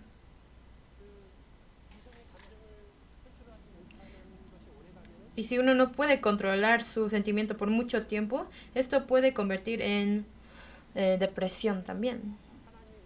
Nosotros, pensando en el amor y la gracia de Dios, necesitamos el poder cambiar la depresión y los sentimientos malos en agradecimiento y gozo. Mientras vamos conociendo más profundamente el amor de Dios, obtenemos más poder de controlar estas emociones. Hay personas que se sienten muy sentimentales y muy emocionales y les gusta, pero esto no es bueno, eso es estar confundido mentalmente. El sentir deprimido mucho tiempo no es algo que Dios quiere, es un pecado. Nos dijo, está siempre gozoso. Que oremos en todo momento, que agradezcamos por todo. Esto fue orden de Dios. Aunque podamos estar sentimentales, pero si esto perdura mucho tiempo, esto se relaciona con pecar. Por eso, tener sentimiento no es pecado, pero el dejarse llevar por esos sentimientos esto nos puede instigar a pecar más fácilmente. Entonces, que nosotros vamos conociendo más a Dios y meditando profundamente el amor y la gracia de Dios, tenemos que poder liberarnos de estas emociones y los sentimientos. Y esto es sabiduría. Entonces, en la juventud eso puede ser un problema, por eso lo mencioné. Y luego hay que llevar una vida que teme a Dios. Un punto importante de Eclesiastés es temer a Dios. En Eclesiastés 8, 12 a 13 dice, aunque el pecador haga mal 100 veces y prolongue sus días, con todo yo también sé que les irá bien a los que a Dios temen, los que temen ante su presencia. En Eclesiastés 12:13 dice, teme a Dios y guarda sus mandamientos. En Eclesiastés habla de varios puntos de temer a Dios. Vamos a pensar en dos puntos grandes. Primero, en Eclesiastés habla repetidamente acerca de cuidar la boca. Y otra cosa, en capítulo 11, echa tu pan sobre las aguas. Ahora habla detenidamente acerca de predicar el evangelio. Entonces, de dos puntos de vivir temiendo a Dios vamos a pensar. Vamos a buscar Eclesiastés capítulo 5.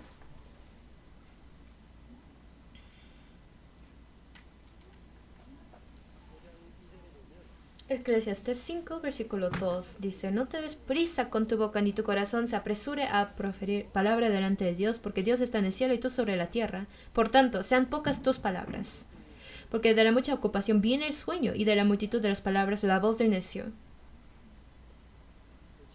Versículo 7, donde abundan los sueños, también abundan las vanidades y las muchas palabras, mas tú teme a Dios. El cuidar la boca, cuidar las palabras, es temer a Dios. Es señal de temer a Dios. también en capítulo 10, versículo 14. Dice, el necio multiplica palabras, aunque no sabe nadie lo que ha de ser. ¿Y quién le hará saber lo que después de él será? Versículo 20 dice, ni aun en tu pensamiento digas mal del rey, ni en lo secreto de tu cámara digas mal del rico, porque las aves del cielo llevarán la voz y las que tienen alas harán saber la palabra. Entonces, ni en tu pensamiento digas mal del rey, dice. ¿Quién es el rey? Nosotros también somos reyes. En 1 de Pedro dijo que somos real sacerdocio. ¿Está bien hablar mal de los demás hermanos cuando estamos en casa? Esto es maldecir al rey. Necesitamos tener la sabiduría de cuidar la boca y las palabras. Dice, no te des prisa con tu boca delante de Dios. En capítulo 5, 2.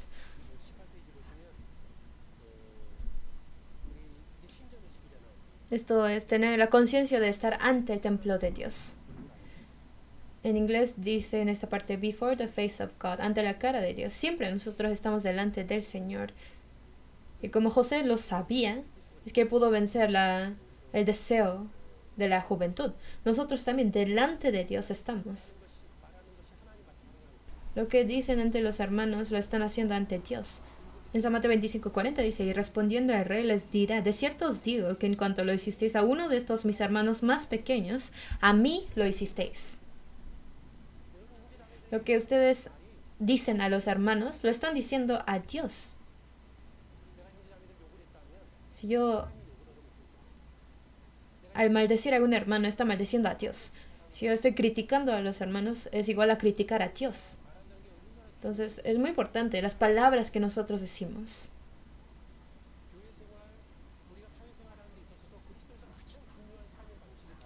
En la vida, dentro de la iglesia y en la social, algo muy importante son las palabras que nosotros decimos. En Proverbios, habla muchas veces acerca de las palabras de nuestra boca. Y pueden saber que en Proverbios habla mucho acerca del hablar. Yo pude contar que más de la quinta parte de Proverbios habla acerca de las palabras de la boca. Y eso me sorprendió mucho. Porque qué tan importante es la palabra, que en Proverbios vienen tantos consejos de las palabras. Y no solamente Proverbios, sino en toda la Biblia. Nos ha dejado muchas enseñanzas acerca de las palabras. Porque la palabra tiene gran poder. Eso es lo que nos muestra. Por eso, si podemos aprender bien este punto, podemos llevar una vida que realmente teme a Dios. En Santiago 1:26 dice, si alguno se cree religioso entre vosotros y no refrena su lengua, sino que engaña su corazón, la religión de tal es vana. Si uno dice que lleva una vida santa, pero no cuida su boca, su religión de tal es vano, dice. Que lo que hace es en vano. Sí, habla muy bien, pero trabaja muy bien, pero habla mal y arruina todo, ¿no? Hay personas que sirvió muy bien, pero por algún error de su boca arruina todo. Es muy importante cuidar la boca y las palabras. Es algo que tenemos que cuidar y entrenar cada día. Es la manera de vivir piadosamente.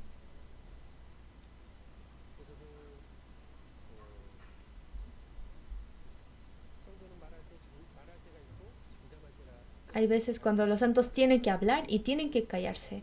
Tienen que entrenarse a hablar y también tienen que entrenarse a cuidar la boca, a controlar la boca. En Salmos 34:13 dice, guarda tu lengua del mal y tus labios de hablar engaño. Pon guarda a mi boca, oh Jehová, guarda la puerta de mis labios. En Eclesiastés 3:7 dice que hay tiempo de romper, tiempo de coser, tiempo de callar y tiempo de hablar.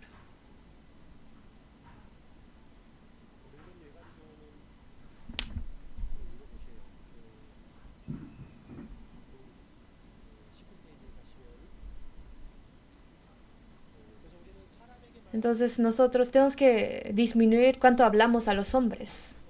Y cuando algo realmente nos aflige en el corazón, es necesario que lo digamos a Dios. Por eso en Salmo 62:8 dice, esperad en Él en todo tiempo, oh pueblos, derramad delante de Él vuestro corazón. Dios es nuestro refugio. antes de correr a los hermanos a derramar nuestro corazón, sino primero, ante Dios, tenemos que derramar todo y tener comunión con Dios y después podemos compartir comunión con los hermanos. Por eso en Santiago 1:19, que seamos pronto para oír y tardo para hablar. Pero si uno es pronto para hablar y tardo para oír, eso causará problemas. En Proverbios 18:13 dice, al que responde palabra antes de oír, le es fatuidad y oprobio. Pero si una persona, como dice que tenemos que cuidar la boca, hay algunos que se callan totalmente. ¿Es bueno o no? Es mejor que hablar mucho, pero también callarse totalmente es equivocado. Dice la Biblia, manzana de oro con figuras de plata es la palabra dicha como conviene. Entonces las palabras que hay que decir en los momentos necesarios hay que decirlos.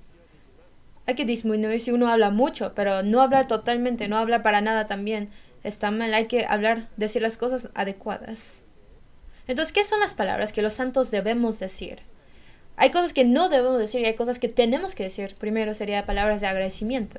Efesios 5:4 dice, ni palabras deshonestas, ni necedades, ni truhanerías que no convienen, sino antes bien con acciones de gracias. Lo primero que decimos después de recibir la salvación es gracias, ¿no? Por eso cuando recibimos la salvación vemos el mundo diferente porque estamos llenos de gozo y agradecimiento.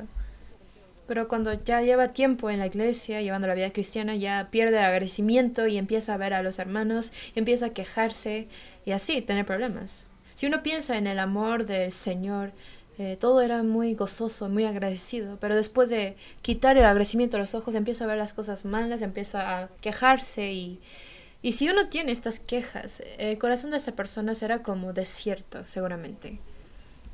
Como un ejemplo, es difícil encontrar dónde está el polvo de metal entre la arena, pero con imán fuerte puede fácilmente buscar este polvo de metal. De la misma manera, una persona no agradecida no puede encontrar las bendiciones, pero uno que tiene un corazón agradecido es como un imán que puede encontrar las muchas bendiciones que ya tiene. Entonces es mejor decir más palabras de agradecimiento. ¿Y si lo dicen? Mientras más lo dicen es mejor. Y luego, palabras de bondad. En Efesios 4:29 dice, ninguna palabra corrompida salga de vuestra boca, sino la que sea buena para la necesaria edificación a fin de dar gracia a los oyentes. Palabras que edifican, palabras buenas, palabras de misericordia y palabras sabias que edifican. Hay palabras que no edifican, las palabras que dicen sin pensar, las palabras que avergüenzan, las palabras que critican y menosprecian.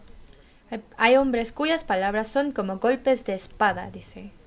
Espinas hincadas en mano de embriagado, tales de proverbio en la boca de los necios. Aunque uno conozca mucho de la Biblia, no quiere decir que habla sabiamente. Hay personas que con la Biblia atacan a los demás. Con la palabra atacan a los demás. Entonces tenemos que ser cuidadosos, tenemos que conocer el corazón del otro para poder hablar sabiamente a una persona. Y para poder hacer esto uno tiene que poder entender el corazón del otro. Y para poder entender el corazón del otro, en inglés es understand, que es humillar su corazón ante esa persona, para estar debajo de esta persona, para poder comprender a esa persona. Para así tener el mismo corazón que esa persona y poder decir palabras sabias para esa persona. Y tercero, las palabras que tenemos que decir son alabanzas y consuelos y ánimos.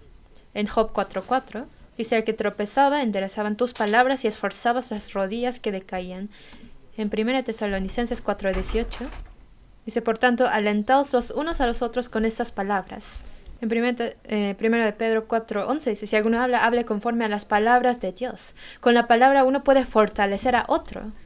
Por eso, ¿qué fue lo que Jesús dijo a Zaqueo? Si Jesús le hubiera dicho a Zaqueo, tú solamente amas el dinero, por eso quedaste solo. Si hubiera dicho esto, Zaqueo lo habrá invitado a su casa. Quizás nunca querría volver a ver a Jesús, porque estaba muy emocionado de ver a Jesús. Si Jesús le hubiera dicho algo que lo desanimaba, lo habría lastimado el corazón, ¿no? Pero le dijo, Zaqueo, bájate, yo hoy moraré en tu casa. Son palabras hermosas que le dijo. A la mujer que tenía flujo de sangre, no le dijo, ¿qué cometiste? ¿Qué tanto pecado cometiste para sufrir tanto de esa enfermedad? Sino le dijo, hija, tu fe te ha salvado, ve en paz. Tú has sido sanado de tu enfermedad, sé sano. Así lo consoló, ¿no? Entonces nosotros no debemos decir palabras que señalen, sino necesitamos la sabiduría de poder decir palabras que consuelan de esta manera. Una persona fue a examinarse al hospital y el doctor le dijo, en 30 años de mi tiempo siendo doctor, nunca he visto un cáncer tan grande. Entonces se traumó mucho y fue a otro hospital. Y en ese hospital, ese doctor le dijo, qué bueno que vino aquí ahora, porque si hubiera llegado más tarde habría sido difícil operarse, pero si se opera ahora puede sanarse totalmente. Entonces era de gran consuelo, ¿no? Porque viendo la misma condición, ¿cómo les habló a esos dos doctores? Entonces, así con la palabra del doctor puedo dar esperanza al paciente. Entonces, en la misma situación uno puede hablar de diferentes maneras. Y tenemos que decir palabras que dan valor y dan esperanza. No hay ninguna persona en este mundo que no necesite ánimo y fuerza, ¿no? Hay varios ejemplos, pero por ejemplo en Estados Unidos hicieron un experimento de decirle a personas de baja nivel intelectual, les dijeron, son muy inteligentes y cosas así, y pasando el tiempo realmente subió su nivel intelectual, pero luego a personas de inteligentes le dijeron, ¿por qué eres tan tonto? ¿Por qué eres tan necio? Y pasando el tiempo realmente bajó su nivel intelectual. Esto es algo que realmente pasa, y no es personas especiales, sino esto pasa con todas las personas. Hasta las palabras puede decidir cómo será el destino de una persona, ¿no? Entonces, ¿qué palabra decimos a los otros? Es muy importante. Una persona dijo, si alguien me anima, alguien me alaba, puedo vivir bien 3 semanas. Entonces, durante todo el año, que le digan que lo alaben y así puede vivir bien, ¿no? Tenemos que poder alabar y animar. Hay un dicho que dice, la gente no termina como los critican, sino como los alaban. Entonces deberíamos poder alabar y animar. Hay cosas que la palabra puede cambiar. La palabra puede cambiar su propio pensamiento y corazón. Las palabras que yo digo también me cambian a mí mismo. Por eso cuando dijo, estimados seré en los ojos de Jehová, hay que repetírnoslo cada día, ¿no? Yo soy estimado en los ojos de Jehová. Si algo de mí no me agrada, hay que decir, yo soy estimado en los ojos de Dios, yo soy tesoro ante los ojos de Dios, yo soy muy valioso ante Él. Y esta palabra es verdad o falso. Hay quienes dicen, ¿será verdad? Y lo dudan, pero es verdad. Entonces, si yo puedo estimar a mí mismo también como Dios me estima, nosotros podremos vivir con mucha fuerza y realmente cambiaría nuestras vidas. En nuestra época, muchas personas no aman a sí mismos. No aman a sí mismos como el Señor los ama y por eso viven sufriendo. No saben cómo amar a sí mismos. Por eso es muy importante hablar correctamente. La palabra tiene la fuerza de controlar y cambiar los pensamientos del corazón. Si dice yo puedo, entonces lo puede hacer. Pero si dice yo no puedo, yo no tengo el poder y la fuerza, y al final no podrá. La palabra también puede cambiar las acciones. En Proverbios 6:2 dice, te has enlazado con las palabras de tu boca y has quedado preso en los dichos de tus labios. Que por las cosas que decimos luego tenemos que cumplir, ¿no? O uno también se limita para poder cumplir cosas que ha dicho. Entonces si algo sale de su boca, eso tiene fuerza luego. Por eso la palabra es algo muy importante. Por eso la palabra es invisible, pero tiene creatividad, tiene poder de crear. La palabra puede cambiar el destino de una persona y así. En una universidad de Estados Unidos había un doctor muy conocido. Decían que tenía mano de Dios. Él era negro y vivió pobre y había vivido como un niño rebelde, pero luego le preguntaron cómo llegó a ser tan grande su doctor. Y dice que gracias a mi madre, que siempre me animaba, aunque se burlaban de mí por ser negro y así, decían, ven, nunca te rindas, tú puedes, y siempre lo animaba su madre. Y por eso él, creciendo luego, siempre tenía las palabras de su madre en su corazón y empezó a vivir diligentemente y llegó a ser un gran hombre. Entonces las palabras realmente tienen el poder de cambiar a una persona, ¿no? También la palabra tiene poder de mover a Dios. En Éxodo 3:7-8, Cuando los israelitas clamaron a Dios, es que Dios los respondió y los ayudó. Nosotros que cuando oramos a Dios y clamamos a Dios, estas palabras tienen poder.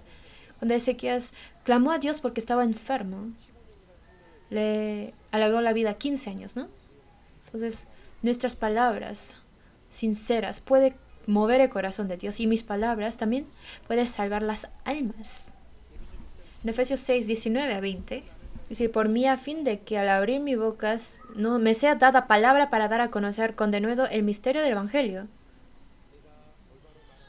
Si yo hablo correctamente por medio de esta palabra, Dios hará la obra de salvar las almas.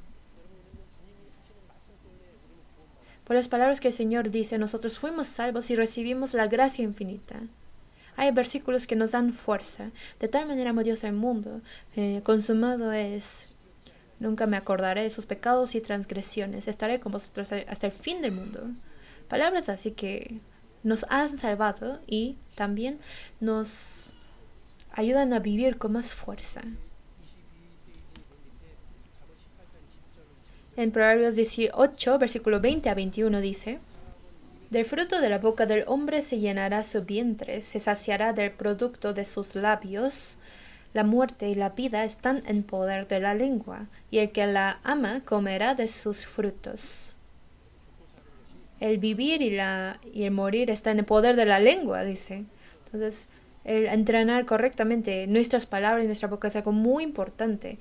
Tenemos que quitar las palabras negativas y tenemos que animar y alabar, y con palabras positivas debemos cambiar más nuestro vocabulario, ¿no? ¿Están de acuerdo? ¿Sí lo van a tratar de hacer? Esto es la vida que teme a Dios. Y por fin vamos a hablar de la vida que predica. En Eclesiastés 11 dice: echa tu pan sobre las aguas, porque después de muchos días lo hallarás. Reparte a 7 y aún a 8, porque no sabes el mal que vendrá sobre la tierra. Aquí dice: echa tu pan sobre las aguas. El pan se refiere a las cosas que yo tengo, no solamente comida, sino todos los recursos que Dios me ha dado. Y las aguas, podemos pensar que es la palabra y también la obra del Espíritu Santo. Entonces, también podemos decir que es este mundo.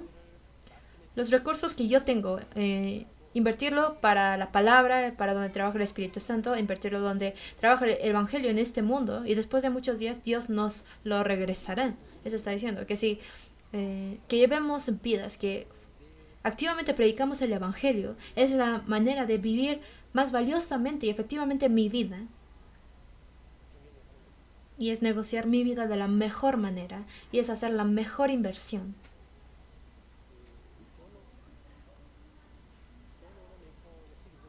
¿Han leído el libro de John Wanamaker? No sé si conozcan John Wanamaker. Habla de...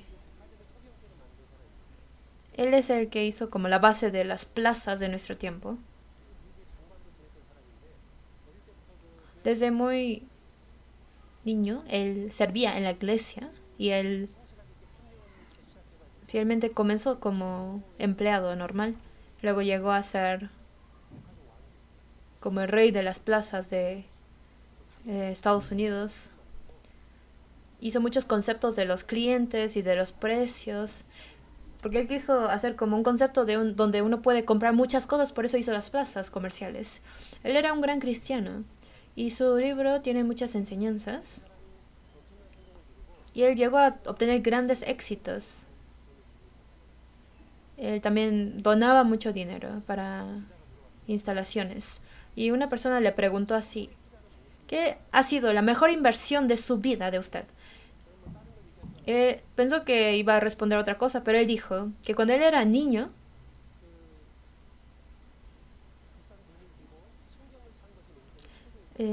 pagó mucho dinero para comprar una buena Biblia, y dijo que eso era su mejor inversión. Él había juntado todo su dinero y le había faltado dinero, pues era un niño. Por eso su maestro de la escueleta bíblica le ayudó para comprar una Biblia, y él trabajó 1 año y medio para pues, pagarle a su maestro. Entonces yo calculé cuánto dinero. En ese entonces pude calcular que por lo mínimo eran unos $2,000. ¿Cuánto les pagaban, no? Al día. A lo mejor unos 20 o $30 al día. Entonces pagó mucho dinero para comprar su Biblia y dijo que era su mejor inversión de la vida. Si siendo cristianos algo, invertimos nuestra vida para predicar el Evangelio, será la mejor inversión de nuestras vidas. En 2 Timoteo 3, 16 y 17 dice que nos ha dado esta Biblia y nos ha salvado para que seamos enteramente preparados para toda buena obra.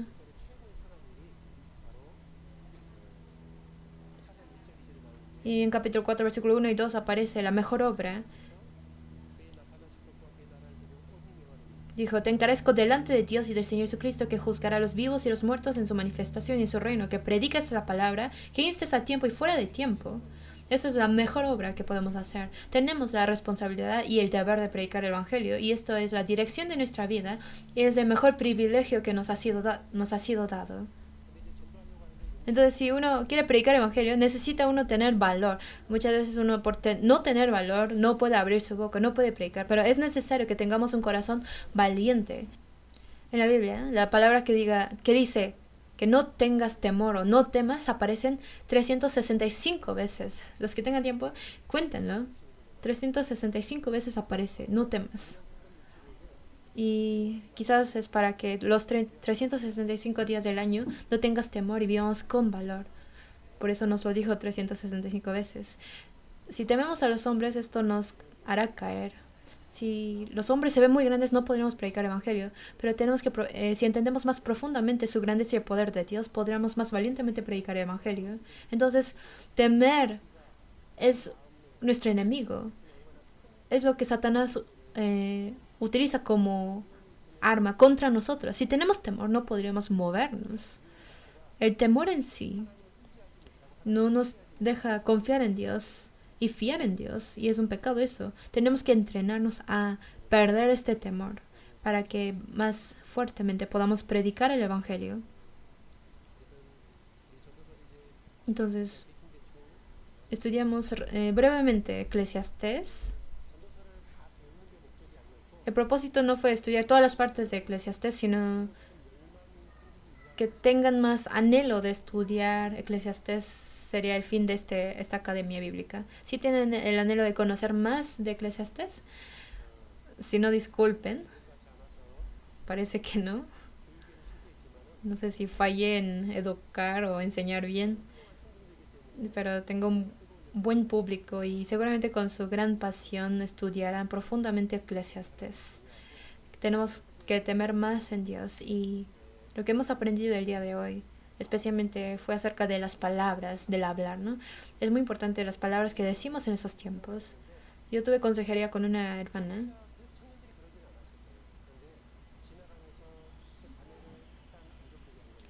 y ella escuchó que unos jóvenes hablaban mal de esta hermana, y esta hermana escuchó lo que estaban diciendo de ella, y ella dejó de venir a la iglesia por esto. Obviamente fue un problema que ella dejara de venir a la iglesia por esto, pero nosotros también no tenemos que decir esas palabras. Dice que tenemos que amar unos a otros, no dice que critiquemos a unos a otros, ¿verdad?